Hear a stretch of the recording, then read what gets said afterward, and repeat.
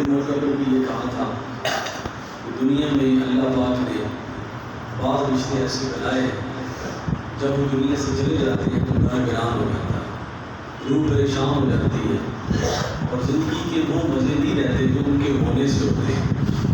چلیے یار البہارا ایک اچھا یار بچھڑ جائے جو دکھ کا ساتھی ہے، جو غلطی بانٹنے والا ہے، جب وہ چلا جائے تو انسان کی زندگی سونی ہو جاتی ہے۔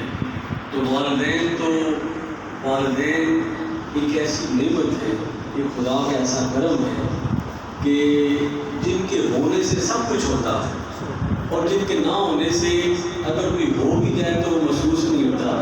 اس لیے میرے دوستوں، والدین کی قدر کریں، اپنے بہن بھائیوں کی، عزیز و اقارب کی۔ یہ زندگی کا سلسلہ ختم ہونے والی چیز ہے۔ بڑی خوش قسمت وہ ماں ہوتی ہے جس سے مجھ سے پہلے ربانی صاحب نے بھی اور آپ لوگ بھی اس کی گواہی دیں گے، جو خود بھی صالح ہوں اور اولاد کی بھی تربیت فرمائیں۔ میں ایک صحابی حضرت ہوں کہ عمارہ رضی اللہ تعالیٰ عنہ جو حضور کی بڑی مجاہدہ صحابیہ تھی، ان کے بیٹے جان پر جانے لگے نا تو آپ نے فرمایا بیٹا مجھے خوشی ہوگی کہ حضور کی خاطر لڑتے لڑتے تلوار اور تیر تمہاری پشت پر نہ لگے، تمہارے سینے پر لگے۔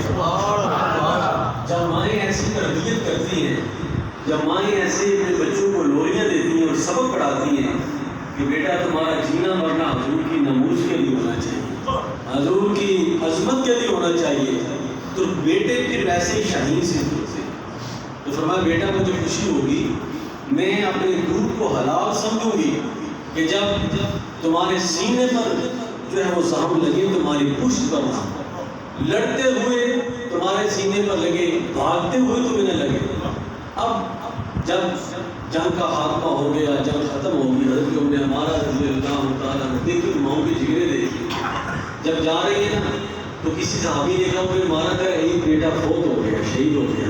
آپ نے فرمایا مجھے بیٹے کے رہنے دو، مجھے یہ بتاؤ اللہ کے نبی کا حال کیا ہے، مجھے اللہ کے نبی کے بارے میں بتاؤ۔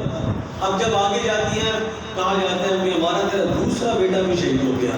فرمایا بعد میں دیکھ لوں گی، مجھے اللہ کے نبی کے بارے میں بتاؤ۔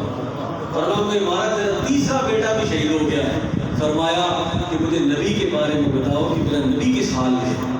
جب حضور سے ملاقات ہوئی نا تو حضور نے فرمایا کہ ہمارا اللہ نے میرے تینوں بیٹوں کی شہادت کو قبول فرما لیا۔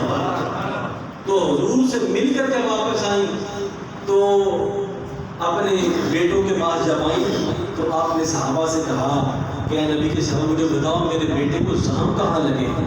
دیکھا تو سینے چھلی تھی، پشت سلامت تھی۔ فرمایا ربا گواہ ہے نا جو میرے پاس تھا میں نے قربان کر دیا۔ کی تربیت اور یہ اولادوں کے جذبات کہ لڑتے لڑتے کس کو کیا ہوش ہوتا ہے کہ مجھے کہاں زخم لگ جائے، مجھے کہاں تیر لگ جائے، مجھے کہاں تلوار لگ جائے۔ لیکن ماں نے کہا اگر حضور کی ناموس کے لیے مرنا ہے، اگر حضور کے لڑنا ہے تو بھاگتے نہیں ہوئی بلکہ سینہ تان کر لینا۔ تو میرے دوستوں اچھی مائیں، اچھے والدین یہ وہ نعمت ہے۔ آج ہمارے گھروں میں آنے والی نسل کی تربیت، تعلیم بہت ہے، تربیت نہیں ہے۔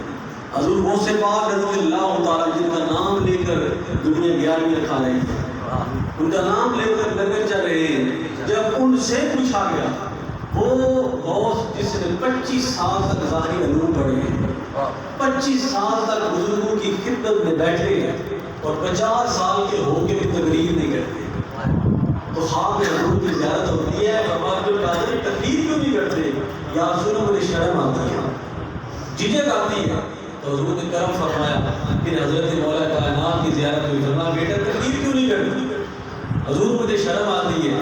پھر آپ نے اپنا جواب دہن ڈالا۔ کہنے کا مقصد یہ ہے کہ 50 سال ہو گئے تو کسی نے آپ سے پوچھا کہ حضور کی مقام اور مرتبہ آپ کو کہاں سے ملا؟ ہاتھ اٹھاتے ہیں دعا قبول ہو جاتی ہے، آپ کی بارگاہ میں کو آ جاتا ہے تو شفاعت ہو جاتا ہے۔ فرمایا میری ماں کی تربیت کی وجہ سے، ماں کی تربیت کی وجہ سے۔ میرے دوستوں بات یہ ہے کہ آئیں ہم زندگی میں رہتے ہوئے ان رشتوں کی قدر بھی کریں، اور آپ خود والدین ہیں تو اپنے بچوں کی ایسی تربیت کریں کہ آپ کا جنازہ گواہی دے کہ آپ نے اپنی بات کی تربیت میں کوئی کمی نہیں چھوڑی، اپنے نام کس طرح تربیت فرمائے، اپنے عزیز و مبارک کس طرح تربیت فرمائے۔ تو بات ہے پھر ہندوستان بہت بڑی نعمت ہے۔ حضرت حکمت صاحب کا واقعہ سنا رہے ہیں، حضور کے صحابہ تشریف فرما ہیں تو ایک بوڑھی عورت تشریف لائیں، دور سے آئے تو سرکار اٹھ کر کھڑے ہو گئے، وہ چادر مبارک جن کی قسم رب کھاتا ہے وہ چادر زمین پر بچھا دی، وہ بوڑھی عورت اس پر آ کر بیٹھ گئی، حضور نے تحفے تحائف دیے، دور تک چھوڑنے کے لیے تشریف لے گئے۔ تو صحابہ نے کہا یا رسول اللہ یہ کون سی خوش قسمت مائی ہے، یہ کون سی خوش قسمت خاتون ہے کہ اتنی عزت اتنا احترام، آپ اٹھ کر کھڑے ہو گئے۔ فرمایا یہ وہ خاتون ہے جس نے 2 سال تمہارے رسول کو دودھ پلایا، یہ رضائی ماں کا مقام ہے، حقیقی ماں کا، حقیقی باپ کا، اس کا تو حق ادا ہی نہیں ہو سکتا۔ تو میرے دوستوں آئے ہم اپنے اندر جھانک کے دیکھیں کہ ہم کہاں جا رہے ہیں، ہم کہاں بھٹک رہے ہیں، ہماری اب دیکھیں ہمارا معاشرہ اس قدر بے حس ہو چکا ہے، یہ سال ثواب کی محفل بھی ہے اور تربیت کی محفل بھی ہے، اس کے 2 مقصد ہوتے ہیں، ہم اپنے جانے والے کے لیے دعا بھی کریں اور کچھ سبق بھی لے کر کریں۔ میں یہاں پر کچھ دن پہلے دیکھا کہ میرے چال میں ایک غریب بندہ اسے قتل کر دیا گیا، لاش پڑی ہوئی ہے، بندے کھانا کھا رہے ہیں۔ آپ نے یہ منظر دیکھا؟ کیا امت محمدیہ کو یہ زیب دیتا ہے؟ آپ یہ دوست میرے اپنا فیاض صاحب یہ باہر کے ملک میں ہوں گے، باہر کتا بھی مر جائے تو انسان سے زیادہ اس کی قدر ہوتی ہے۔ وہ لوگ یہ ہجوم بپا کر دیتے ہیں کہ ہمارا کتا مر گیا، ہاسپٹل میں اس کے لیے خصوصی انتظام ہوتے ہیں، لیکن آج ہماری حیثیت مسلمان ہونے کے کیا ہے کہ ایک غریب آدمی مرا پڑا ہے، چاہے وہ کیسا بھی مرا ہے، لیکن اس کے سامنے لوگ کھانا کھا رہے ہیں۔